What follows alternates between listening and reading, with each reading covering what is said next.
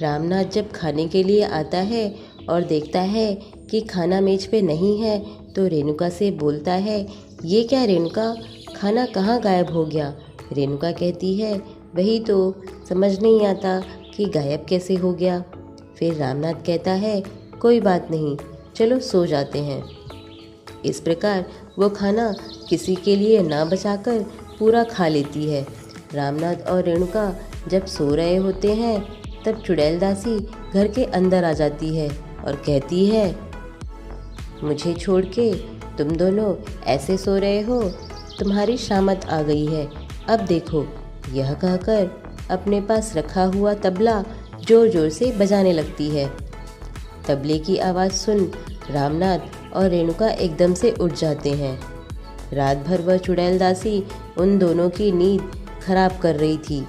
अगले दिन रेणुका रामनाथ से कहती है, सुनो जी, लगता है अपने घर में किसी चुड़ैल का साया है, क्यों ना किसी तांत्रिक को बुलाकर इसका अंत कर दें।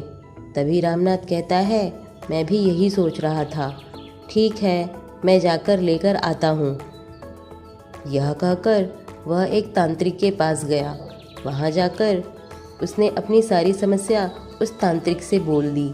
तांत्रिक अपनी शक्ति से सब देखकर रामनाथ को कहता है, तुम्हारे घर में किसी चुड़ैल दासी का साया है, तुम लोगों के कार्य से असंतुष्ट है, इस कारण वह तुम्हें परेशान कर रही है।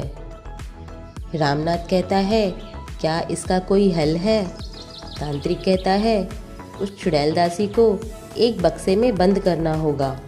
तभी रामनाथ कहता है, जी तुरंत कीजिए। रामनाथ उस तांत्रिक के साथ घर पहुंचकर एक जादुई चक्र बनाकर उस चुड़ैल का इंतज़ार करता है।